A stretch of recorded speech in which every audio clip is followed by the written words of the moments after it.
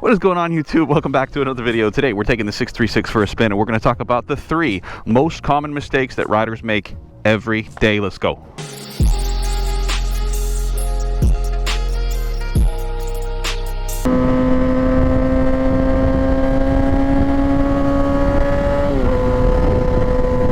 Alright friends, it is a beautiful Sunday, and we are going to be chatting about the 3 most common mistakes that riders of all skill levels still tend to make from time to time. I'm guilty of them. There's things that I need to work on personally. I'm constantly learning still and constantly getting better.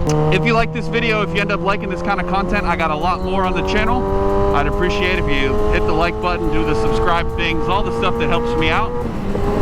You know, and if you're new around here, I appreciate you. And if you've been here for a while and you follow me on all my other platforms, thank you for that. I have pretty much a platform on every social media at xmotojack if you don't follow me there. Now, of course, there's a ton of things that every rider can improve on. There's a ton of things that every rider can do a little better. Just practice, work, slow speed stuff, lane positioning, all of the things, right? There's just so much to this hobby and this sport that you can consistently learn and work on. But in my opinion, there's 3 that are very easy to fix. And again, admittedly, 2 of the 3 I still struggle with sometimes, because a lot of times I'm on the bike, I'm recording, I'm talking, and I'm not focused on those little things. I'm more focused on, you know, being safe and getting my point across than I am about the little things that are just as important. All right, so first and foremost, the number 1 thing is putting your bike into neutral coming to a stop. Okay, so whenever you come up to a stop here, I like to relax my hands, especially on a sport bike. I like to relax my hands. I like to put my bike into neutral like this, right? And I like to sit. Now, you might think, oh, that's fine, you're chilling, you know, you've been riding, relax your hands, your muscles, whatever. The problem is the fact that in neutral, you are vulnerable. You can't escape if you had to. If somebody comes up from behind you, is going to run you over, is running the light, their brakes failed, somebody's running through the intersection, whatever it might be, you can't get out of the way because you're going to have to engage the clutch, put the bike into gear, right? Now again, you'll see me do that a lot because I talk with my hands, and I can't talk with my hand if I'm holding the clutch, right? So when I'm stopped, you'll see I put it in neutral and I'll sit there. Bad. It's bad. Every time I do it, I shouldn't do it, right? So that's number 1. Number 1, when you come to a stop, keep your bike in gear. You need to be able to react. You need to be able to keep maneuvering and keep moving, okay? So that's number 1. Number 2 has a lot to do with number 1 in a different aspect, okay? But it's going to be where your lane position is in that traffic, in that stop, okay? So when I come up to a stop, I want to be here, off to the left-hand third of the lane, or I want to be here on the right hand, right? In general, the thought is that you don't want to be directly behind the person in the center of the lane. Now, when you're riding, there's also reasons to not be in the center of the lane. If there's been rain, there's a lot of times that's where the gravel and oil will accumulate. You can see the dark spot in the road, right? So this is typically not as good of traction because it's not as worn down. So you want to be over here, or you want to be over here most of the time, right? But in general, and especially coming to a stop, you don't want to be sat right behind the car. Now, why? Why is that bad? Well, just like number 1, you don't want to put yourself into a vulnerable position. We're letting it come out. Now, I'm going to come to a stop right here. Now, this is the place where I don't want to be. I'm going to look behind me just to make sure nobody's coming. But this is where I don't want to be, right? I want to be right here. Probably even further away. Right? I want to be even further on the side or on that side.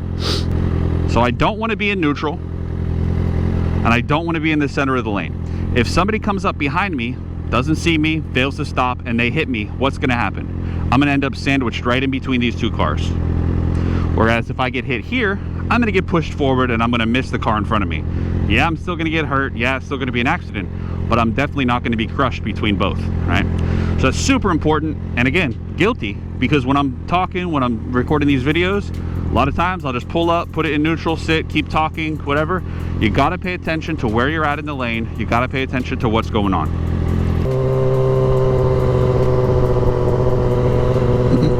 Both of these things seem completely simple. They seem like, oh, they should be no-brainers. That's the point. That's why so many riders do it without even thinking, without even realizing, right? We just saw an example, the person on the Indian back there, sitting at the red light. He was in neutral, he was on his phone. Zero awareness, not paying attention at all.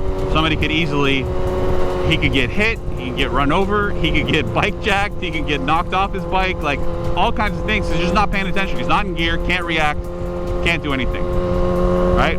So in general, bad. They seem simple, but just easy to fix, easy to focus on. And number 3, and probably the most important one, I would think, and because it is the most important one, it's probably the one that I put to the forefront of my mind, and I feel like out of the 3, it's the one that I do the very least. It's the concept that I keep right here in the front of my mind at all times. And I think it's one of the reasons why I am a safer rider, you know? But going through these intersections, being on the road with other cars, it's very common and very easy to forget that you're on something that is an 1/8, a 1/6 of the size of what everybody else is in. People are listening to music, they're talking on the phone, they don't see you. They do not know that you're there.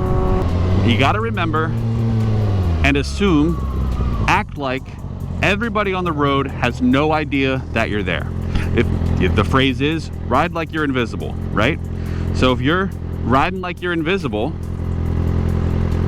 you're gonna expect everybody to do the exact worst thing, the exact opposite of what they should be at all times. The person that's about to make the turn, that's about to pull out in front of you, that's about to merge, if you expect them to do those things because you assume that they can't see you, you will be safer every time. Now, of course, there's always going to be situations, accidents that are unavoidable, right? But these 3 common things are little increments. They're little steps that you can do to make your riding safer. Everywhere I ride, I assume at every intersection, at every merge point, at every major junction, that every person is out there and they're out to get me and they don't see anything. We see way too many videos online of accidents that could be avoided if the rider would have prepared for that person to do what they shouldn't instead of reacting to it. The last thing you want to do is react to somebody doing something at the last second. Will it happen? Of course, yes. Things happen, right? But we're all about mitigating the risks.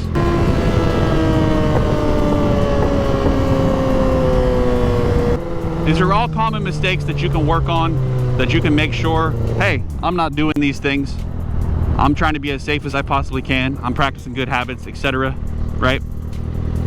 These are all things that you can work on. Leave your bike in gear when it comes to a stop. Make sure your lane position is good when you're in traffic, when you're in between cars. You know, leave yourself an exit. It's all about mitigating risk. You want to make sure that you have as little vulnerability as you possibly can. We're out here on a motorcycle, right? We're vulnerable. That's just the way that it is. Okay, it's part of the risk that you accept when you get on 2 wheels, but you can mitigate that by being as safe as you possibly can. You know, and then finally, if we just assume that everybody out here can't see us, we will have a safer ride. And again, if you like this kind of content, if you're new here, I appreciate you for sticking around this long. If you enjoyed the video, like I said, don't forget to do the things that help me out. I'm interested to see and hear what other mistakes you think are super common. Let me know in the comments below your thoughts on what we chatted about today. And until next time, be safe.